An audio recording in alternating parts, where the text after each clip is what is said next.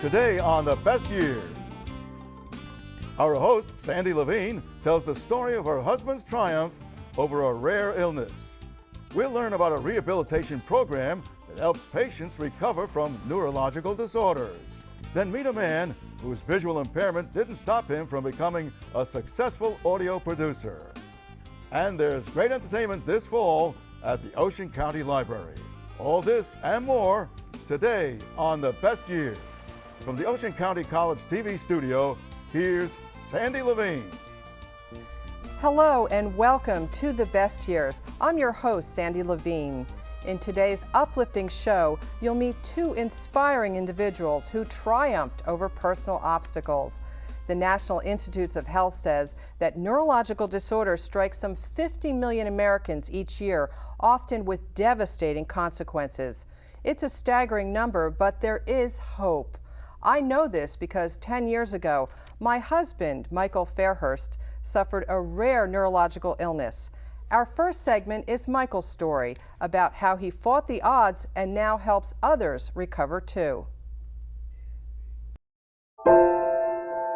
It is 1999, one of the happiest years of our lives. My husband, Michael Fairhurst, and I have been married for just 3 years. Blast off! Godspeed, Caroline Louise. We are doting new parents, enjoying every moment with our baby girl named Caroline, who soon will turn 10 months old. Michael is 47. He's just started a lucrative job working at a prestigious media consulting firm in New York City. When Halloween 1999 turns into a real-life horror. Any movement on the left arm? No, not the arm yet. What started as a bad case of bronchitis is nearly fatal. At the hospital of the University of Pennsylvania in Philadelphia, doctors diagnose acute disseminated encephalomyelitis, or ADEM, whose exact cause is unknown. The dark spot on this CAT scan shows dangerous swelling on the right side of Michael's brain. Is that considered a lot of swelling, what you just Yes, a lot. Like huge. Michael is paralyzed overnight on the entire left side of his body after seizures, heavy-duty treatments with steroids and other drugs, plus spinal taps and a brain biopsy. Michael survives near death, and we celebrate every sign of movement returning. Let's see, where your foot? Just to show off. Good job. The arm is next, I promise. Okay, the arm is next. Good job, Michael. Thank you, honey. Rehab tomorrow or the next day. Right. Though it seems sudden, Michael is sent to Health South Rehabilitation Hospital of Toms River, not far from our home, to begin learning how to walk and use his arm again. Again, pull it up. Just 5 days into rehab, a huge setback. Until now, Michael's mind has been clear, but when a passerby asks him for the baby's name, I am shocked to realize he doesn't know it. Tests are done to see if there's a change for the worse.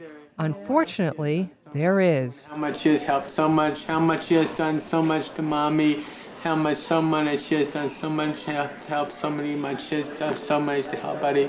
This is how Michael emerges from round 2 of his critical illness after being rushed back to HUP.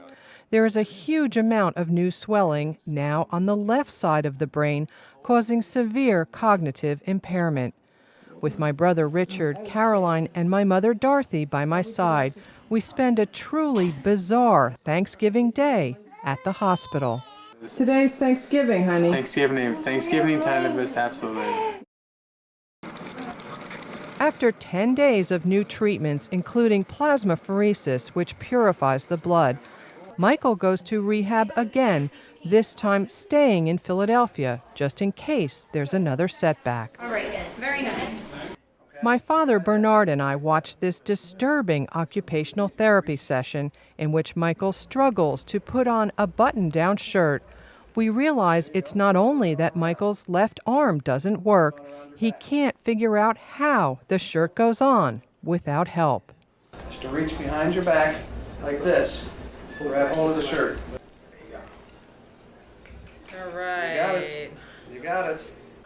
7 weeks after this nightmare begins, the doctors and nurses who saved Michael's life cheer him as he leaves the hospital. Oh, you're walking now. 1 week before Christmas, Michael's home. While his physical problems are healing quickly, the cognitive difficulties will take longer to fix. Little do we know, in fact, it will take years. Yeah, I gotta do better with the way I talk about things. So I gotta be better with the way that I just stay, cite and speak these things that are in my head, but I gotta say them better.